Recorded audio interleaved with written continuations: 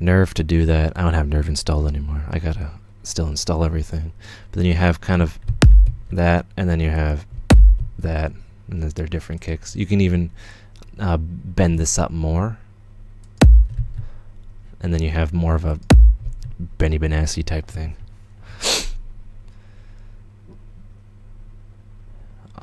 I'm trying to get all the questions. So where do you learn all of this? I've been trying desperately to find courses, sound design, mixing, mastering, based on a lot of them mention Pro Tools and Logic mixed on the floor, which is not. Yeah, I didn't go to school. I've never been to school. There's a dog barking upstairs. Yeah, I was tempted to pursue kind of post-secondary for music, but then I, you know, kind of taught myself, and it only took a year to kind of get the basics down, but it took like a lot of time to nail it, and I'm still nailing it. But yeah, I've learned YouTube videos. Oh, there's Andy Vax. I'll write it down. Andy Vax, Mixing Secrets. That is the video I watched, and it changed my whole outlook on mixing and mastering. He's Russian, and you can barely understand him. Well, you can understand him. He's hard to understand. But I'd say watch that once a day for a week. And that's what got me into being able to mix better. And that's when I kind of like transferred from like trying to, collecting presets, collecting samples, to really trying to achieve better processing, which is the secret.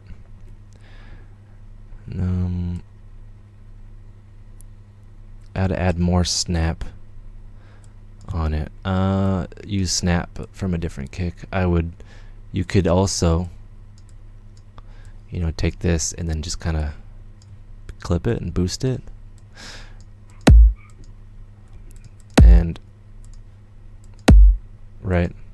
Because basically what Nerve is doing is kind of boosting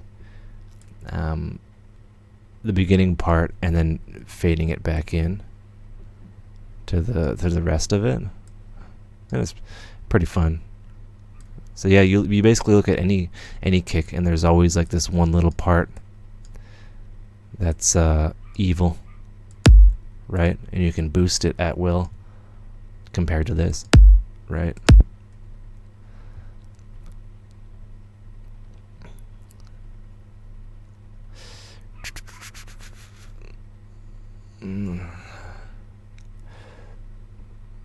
As a novice producer, I know like basic music theory, and I'm still learning a bit, but I'm wondering, how much do I need to know to produce electro house, dubstep?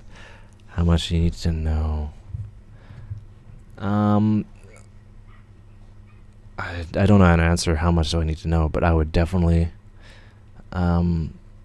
research and YouTube multi-band distortion, and I guess swing, and how much do you need to know to make that electro and dubstep? I don't know, those two genres, I have no idea how to go about it. I can't. Hello.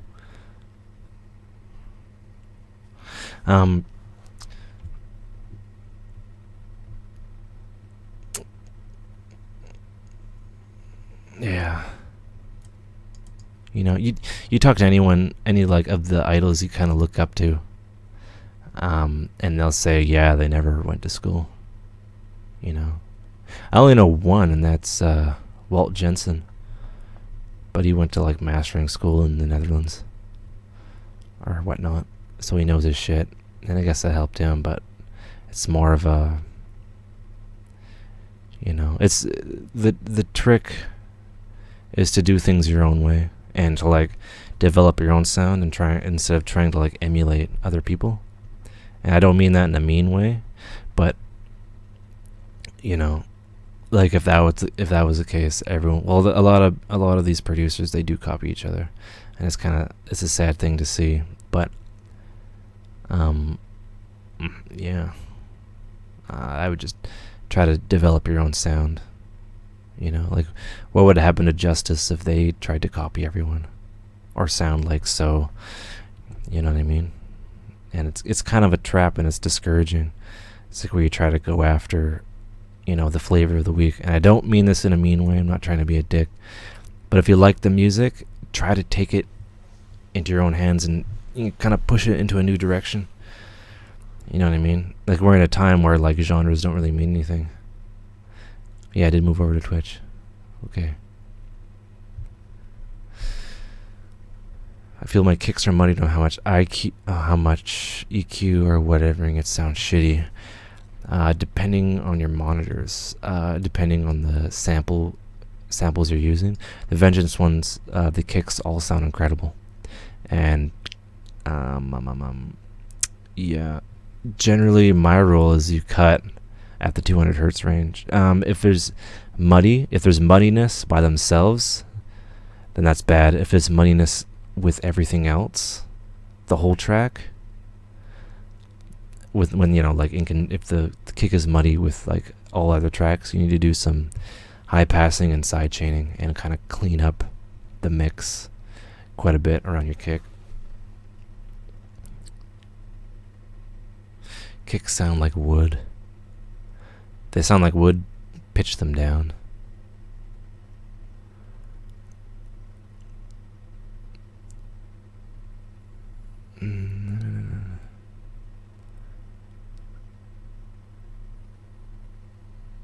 Yeah, I don't know. Like, a lot of the guys I know don't have theory, and you know, maybe like 2 years of piano lessons. It's mainly I have a keyboard next to me that I fight with every day, and it's kind of frustrating. And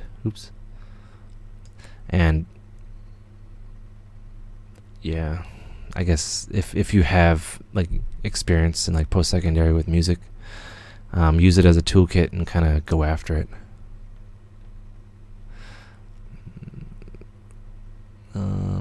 Can you explain swing electronic music? Yes, but I don't know how to do it in Ableton. Swing is basically, see, this is like very like rigid, and here I'll just explain it with the arpeggiator. I'll explain it on the VARs because that's always fun. So basically, you would have this playing. Oops, come on. Whoa, slow down, buds. Right, so you'd have that, and then you'd maybe, drop in an ARP, and this has a swing, so. No, that doesn't really work well.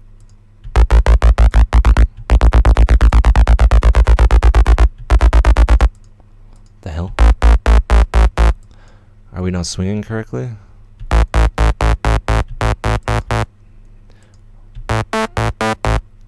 Okay, virus broken. Why aren't you swinging? There we go. Yeah, the step. I have to change the step. I'm special. So that's very rigidly timed, but the swing will add, it'll move these left and then move these right. And it depends. There's different swing modes. Like the old groove boxes, they have their own swing. Logic, they have their own swing, and they're all kind of they're imported into not Logic. They're imported into Ableton. So and it's called a groove. So you browse groove library, and then you have a bunch like the MPC. These are all extracted from all that fun stuff. Logic has quite a few. I believe the Logic. Actually, I don't know. I don't know which one everyone uses, but one of those is everyone uses that. And what Swing does is it just kind of shuffles it.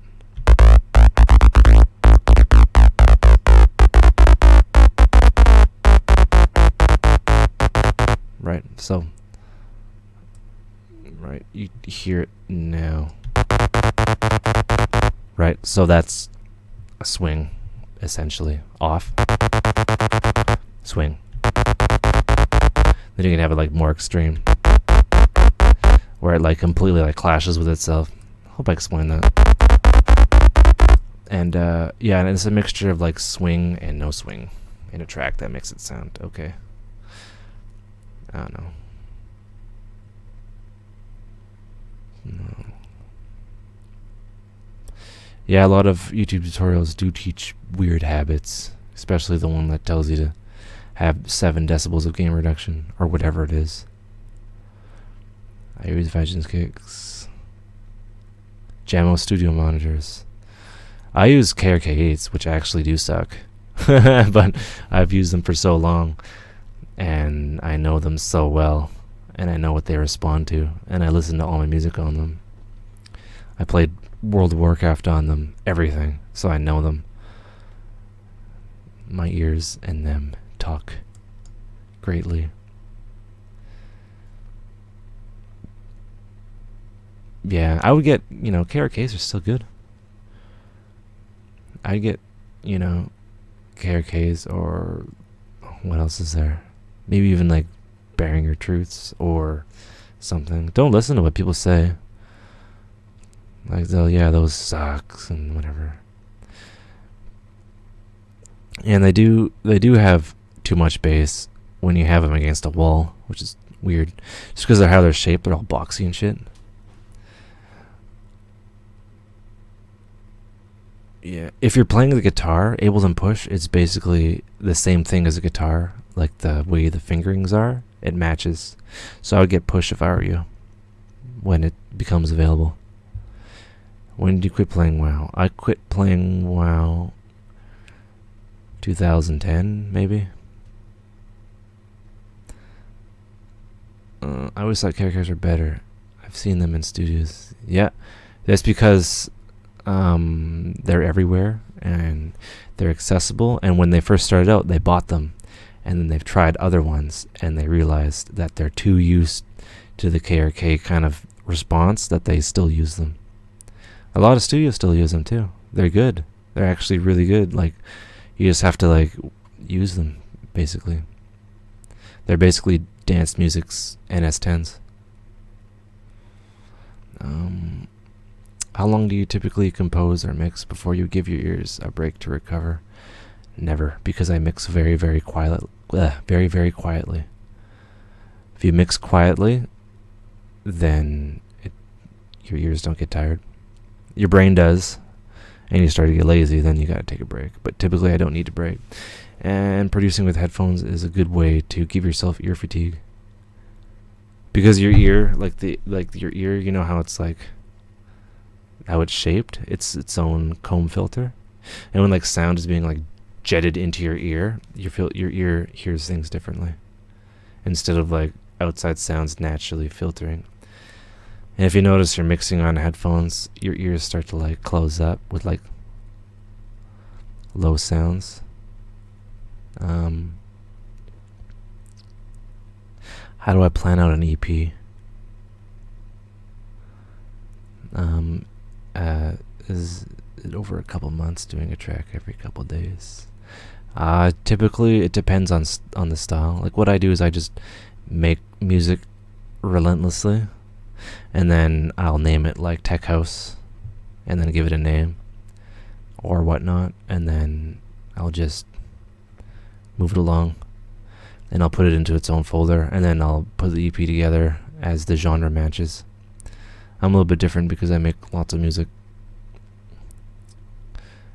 Yeah, you should get a pair of monitors. Mickey Music. Yeah, Push is a bit odd, but it's perfect for me because I don't know keys or structures, and I can just pick a key and then be able to play in that key, which is valuable to me because I don't have musical training.